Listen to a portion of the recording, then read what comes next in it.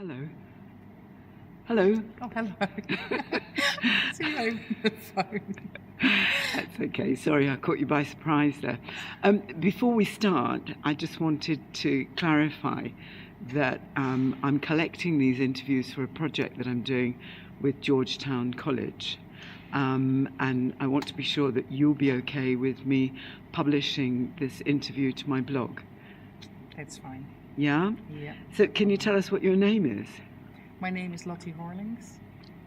And Lottie, how many languages do you speak? 3. I speak 3. What are the 3 languages? I speak English, Dutch, and German. Which of them is your native language, Lottie? I'm Dutch. Uh-huh, uh-huh. Do you consider yourself bilingual, trilingual, multilingual?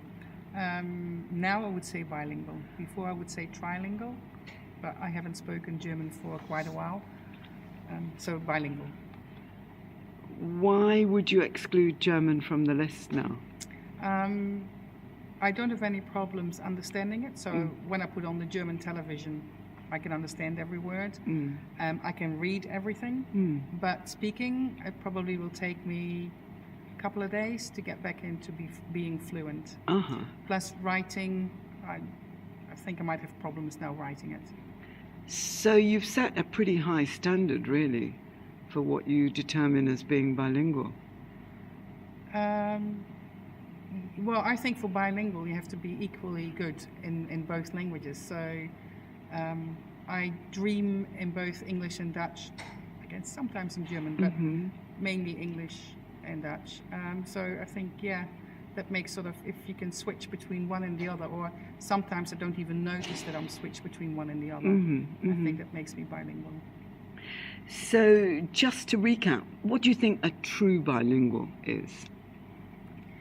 A true bilingual, I think you should be able to read, write, speak in the language. You should listen, like any TV program, any jokes. I think it's very important that you be able to understand jokes in the language. Probably culture comes with it as well. When did you become bilingual, Lottie, or trilingual? Trilingual, at the age of 27. Bilingual. Before I was bilingual, but that would be German and Dutch. English, bilingual, at the age of 27, 28. So let me be clear about this. You learned English after you were a teenager? Or you became... No, I became bilingual after that. I learned English at school. I had 4 years of English between the ages of 13 and 17. It's 14, 15, 16, 17. 4 years. I had 4 years of English, yeah. And that's just school English. I then immigrated to New Zealand and became fluent in English.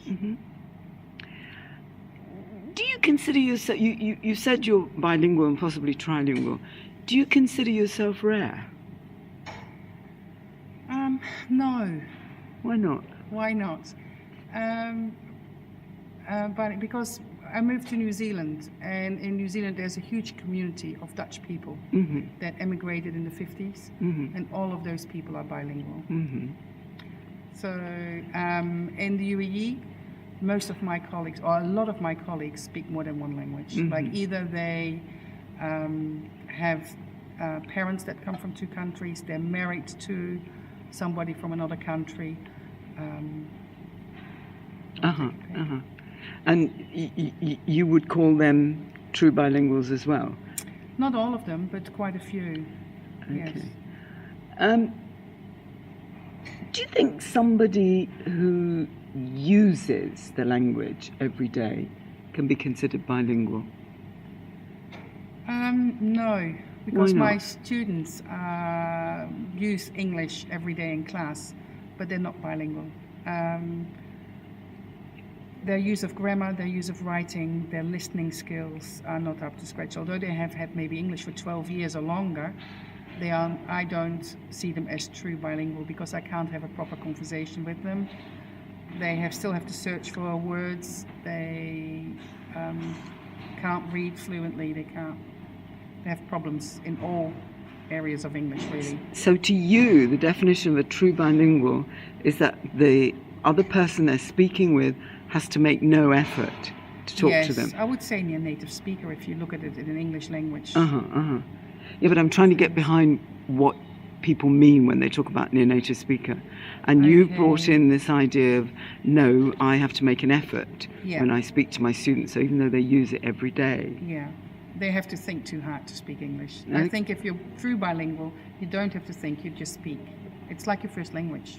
Okay, so let's go back to the languages now.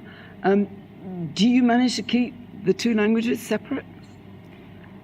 Yeah, no problem. At all? No, I don't. I know that some people do. When we moved to New Zealand, we met an older couple and they would speak half Dutch, half English. And my husband and I said to each other, we will never, ever, ever do this. Although, I must say, sometimes when English words slip into the Dutch, but there are a lot of English words in the Dutch language anyway. But we have French words, we have German words in the language as well. After I come off a phone call with my mother in Dutch and I would turn around, I would speak to my husband in Dutch, but as soon as an English word drops in, we'll go back into English. Interesting. So you keep talking about words.